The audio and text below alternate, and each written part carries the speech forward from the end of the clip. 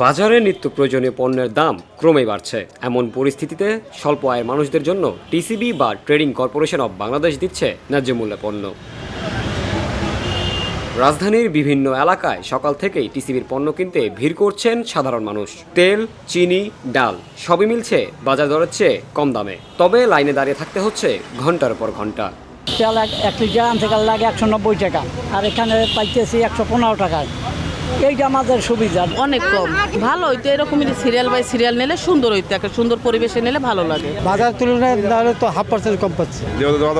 দাম বেশি, আমরা এখানে অর্ধেক পাচ্ছি, কিন্তু আমাদের একটু ভালোই হয়। লাভের জন্যই সবাই আসে, কারণ এখানে আসলে একটু বাজারের মূল্য থেকে একটু কম থাকে সরকারি পণ্য হিসেবে, তার জন্যই আমরা আসি আর কি। যদি কোনো আবদ্ধ জায়গায় বা একটা নির্দিষ্ট জায়গায় যদি বলা হতো যে এরকম সময় বা এরকম দিন তারিখ এরকম নির্ধারিত সময়ে দেওয়া হবে, তাইলে আমাদের জন্য ভালো হতো ভাই আর কি। টিসিবির ডিলাররা বলছেন প্রতিদিনই বিপুল সংখ্যক মানুষ পণ্য নিতে আসেন। তবে সরবরাহ পর্যাপ্ত হলে সবার চাহিদা মেটানো সম্ভব। যেইভাবে আছে ওইভাবেই সিরিয়াল মতো আমরা দিতেছি।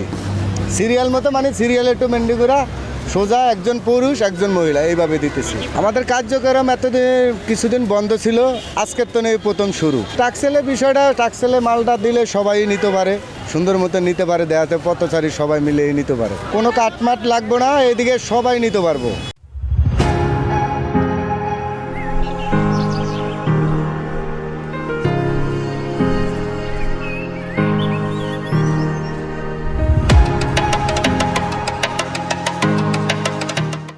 অর্থনীতিবিদরা বলছেন দরিদ্র মানুষের কাছে ন্যায্য মূল্যে পণ্য পৌঁছে দিতে টিসিবির বিতরণ প্রক্রিয়া আরও স্বচ্ছতা ও পরিকল্পনা দরকার। উচ্চ মূল্যের বাজারে স্বস্তি দিচ্ছে টিসিবি, তবে পণ্য সহজলভ্য আর সুষ্ঠু বিতরণ নিশ্চিত করলেই উপকৃত হবে অনেক মানুষ।